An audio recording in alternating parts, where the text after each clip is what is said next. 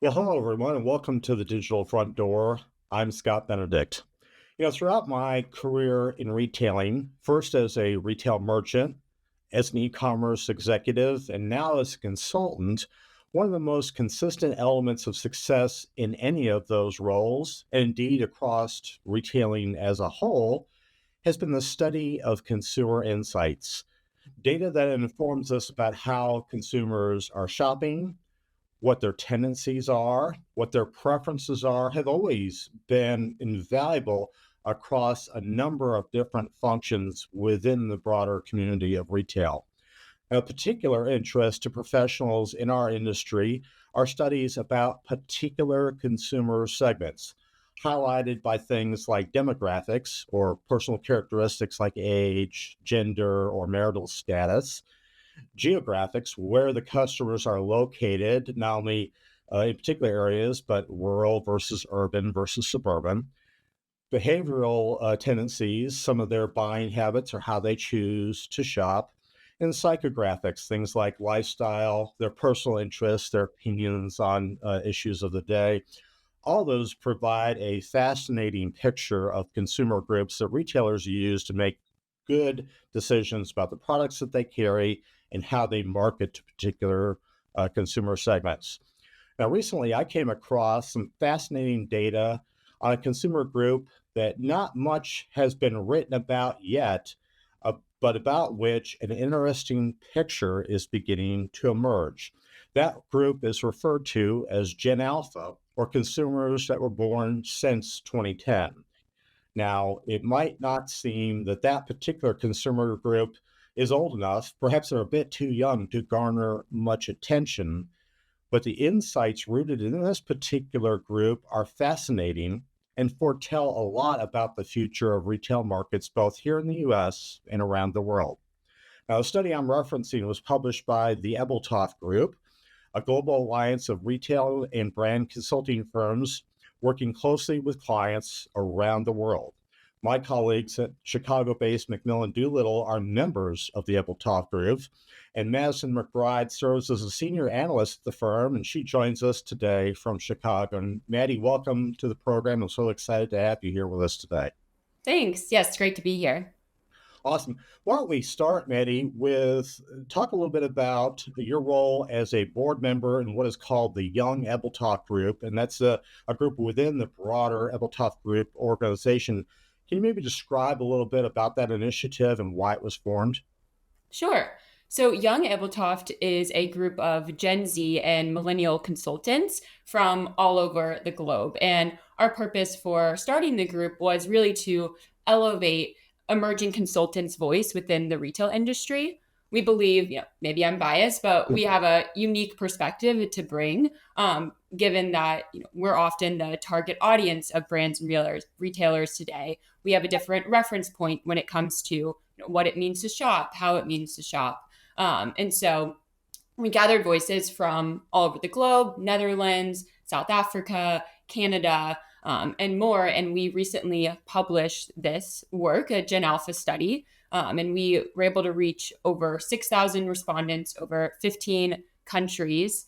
And we talked directly to the parents and caretakers of Gen Alpha, really to understand their values, their motives, how they're shopping today, their interest, and what it means for retailers. So that's a little bit about the group.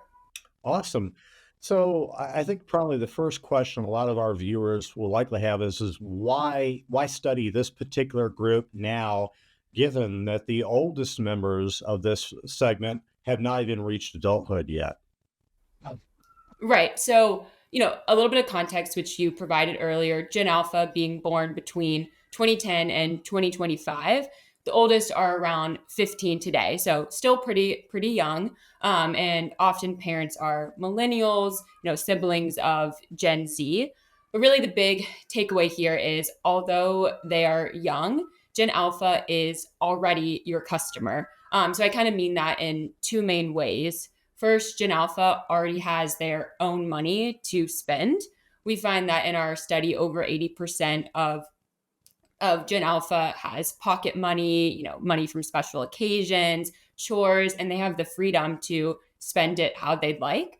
And secondly, Gen Alpha, we find influence parents' shopping decisions, both in what to buy and also where they're shopping.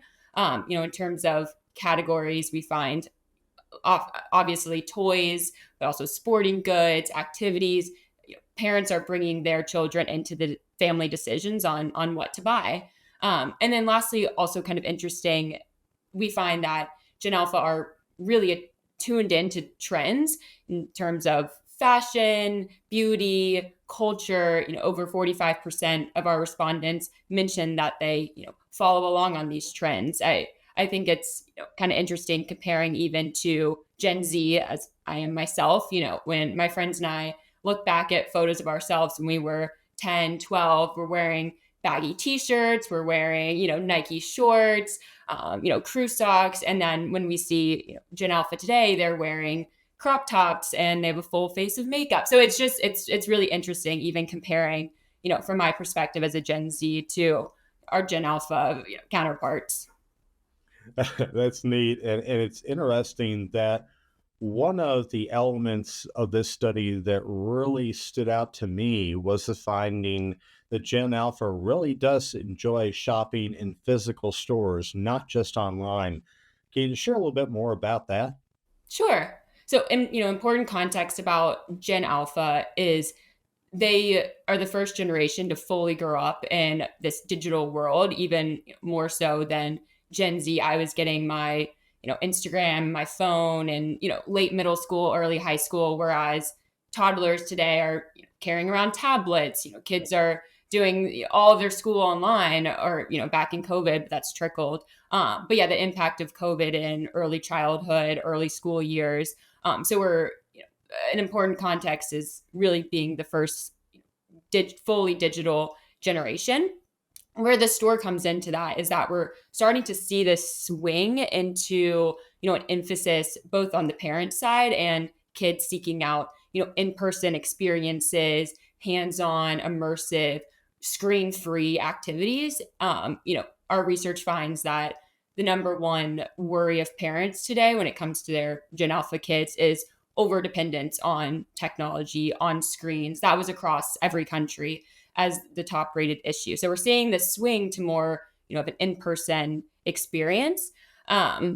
With that, because it's so easy for Gen Alpha and so typical and normal to be able to purchase anything in a click of a button, get things fast, get things cheap, get things easy, the in-store experience has to give them a reason to come. And so we're finding, immersive experiences, hands-on pop-ups, really connecting with Gen Alpha.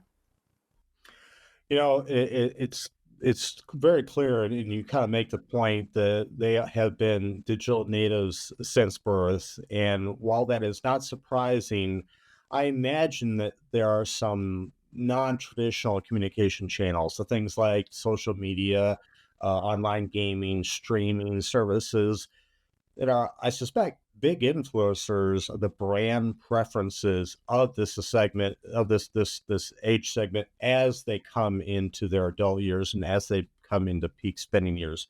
Is that accurate?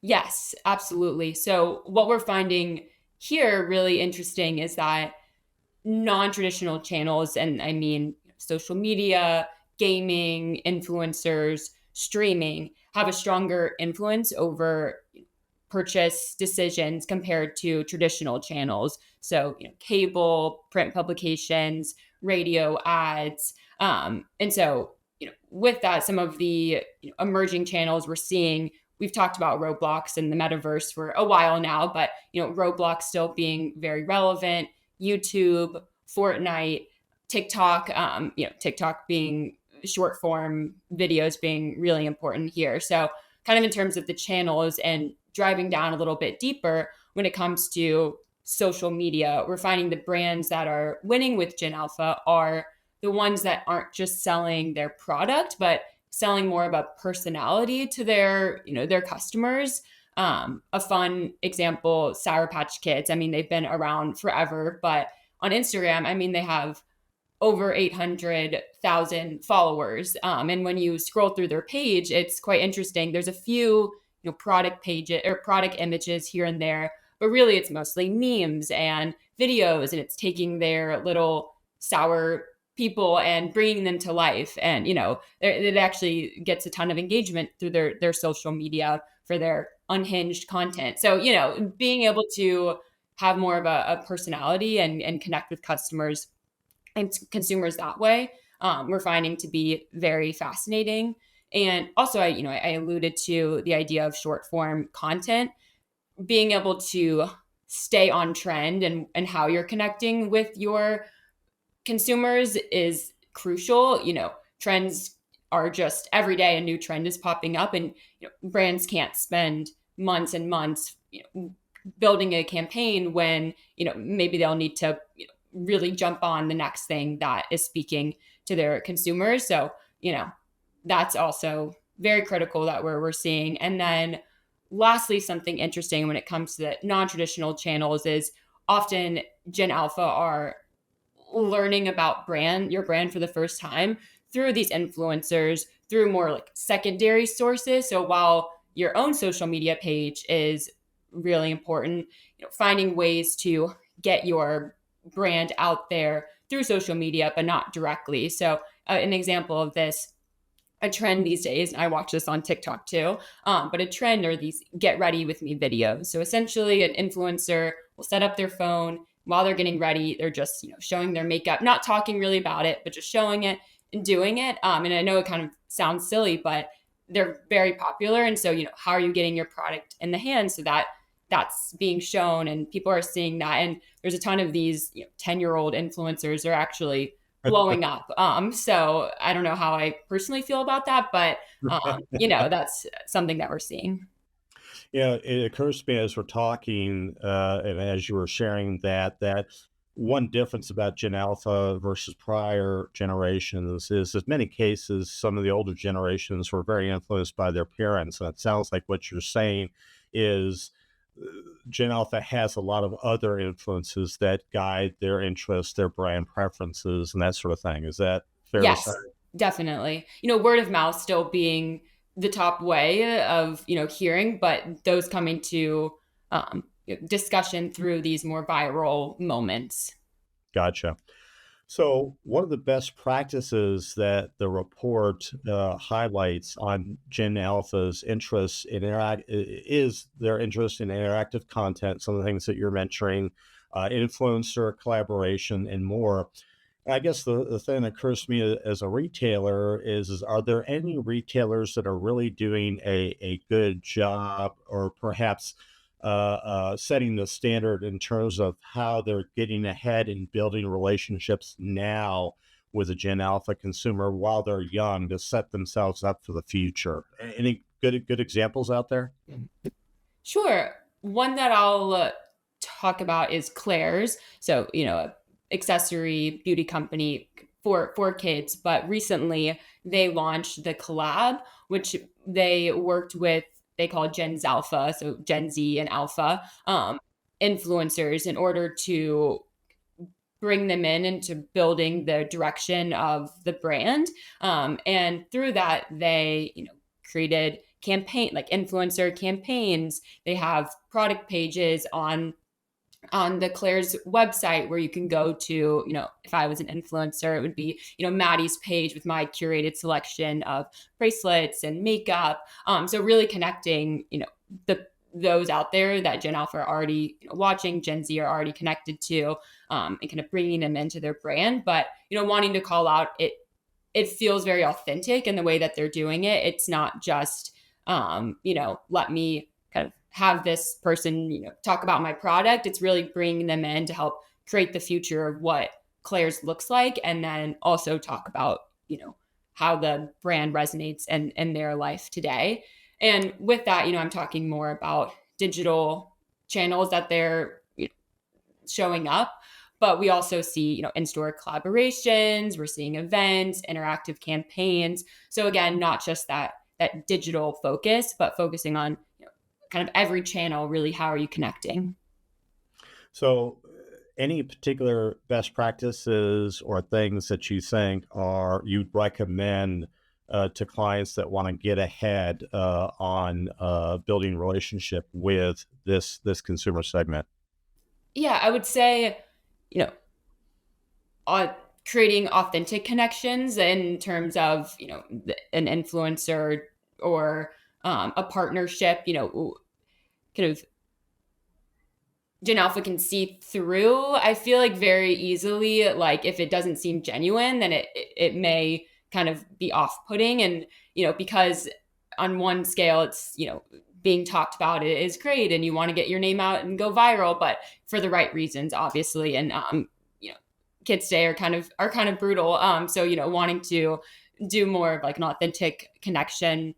And then again, engagement throughout various channels and experiences. And kids are shopping across social media, they're shopping on the website, they're shopping in store. So it's, one path won't really be enough.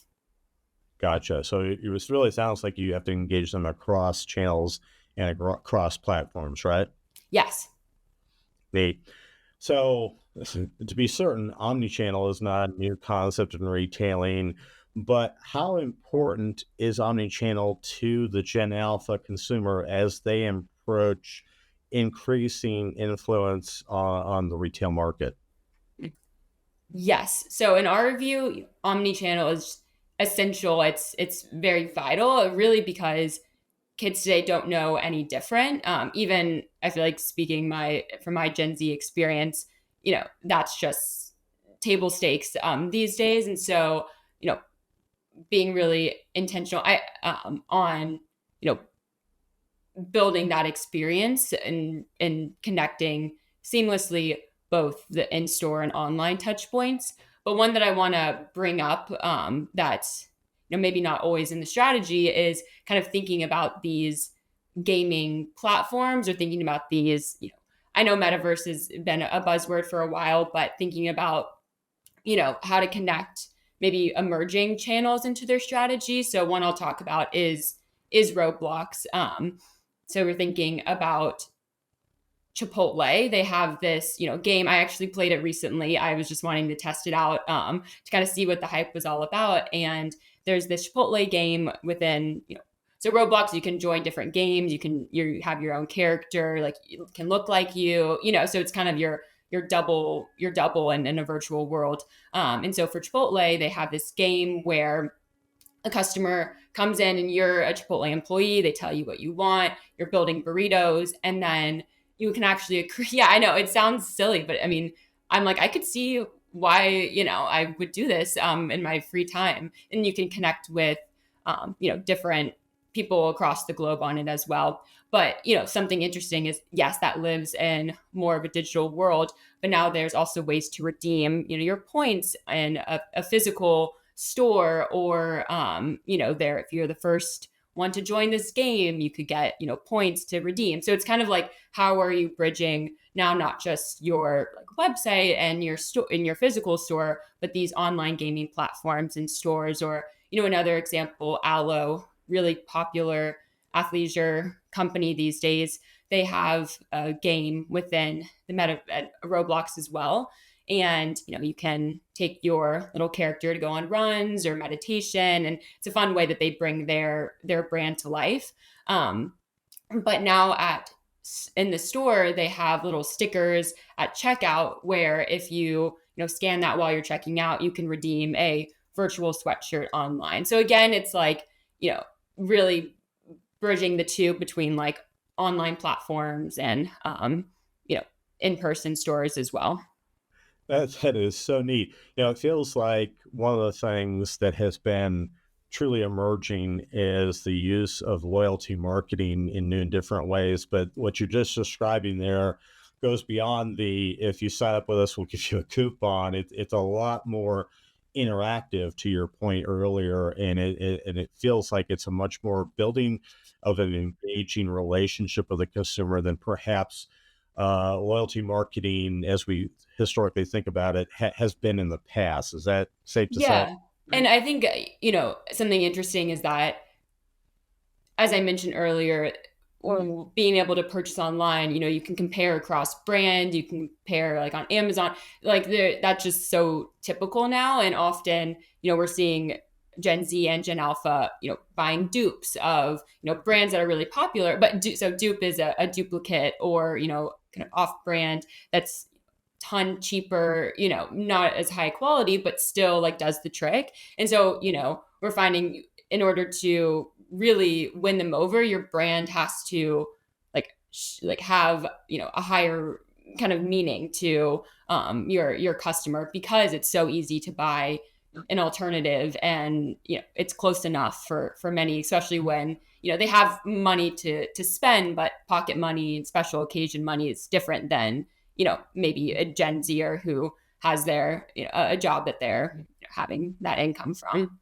Yeah, it feels like building a relationship with them now is kind of critical to your future success with reaching that segment. I'm curious, what advice would you give either to a retailer or to a consumer brand to prepare for the coming of age of the Gen Alpha segment that is so large and so influential already? It feels like there should be work that they are doing now to get ready as that population enters more adult years and has more disposable income as they go forward. Any recommendations or thoughts on things that they should be doing now? Yes. So as you mentioned, building a relationship with Gen Alpha today will lead to hopefully long-term success. So, really building that into the strategy now is what we recommend. And I'll kind of give three ideas of what to think about. First is, creating in-store excitement for, as I kind of mentioned, you need to give Gen Alpha a reason to come into your store. So a few examples of that, creating highly immersive experiences. Here in Chicago, we're preparing for the Harry Potter store to open up. So really excited to see how they do their experience there, but very highly immersive. What signature items are in store that you can't get online?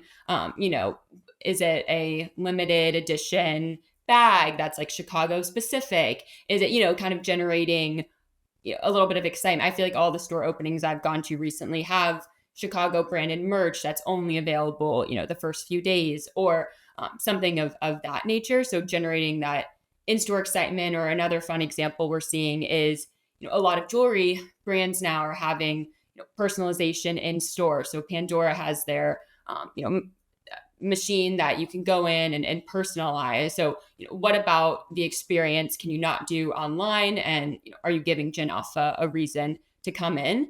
We see a lot of fun pop-ups also now, or mobile vehicles that are going to, for more Gen Z, but college campuses, or they're, popping up at events in order to, especially if they're a digital first company, really bring their brand to life and again, establish that loyalty early on with customers. Second, I've mentioned, building authentic connections. It's important to do collaborations and partnerships that amplify your brand, but in a very authentic way. So, we find some that are really leaning into goofiness and, excitement, and that's really fun to watch. And also with that, providing short form content, recognizing that Gen Alpha, even more so than Gen Z, attention span, just less relevant. So just needing to produce, short form content that really catches the attention of this next generation.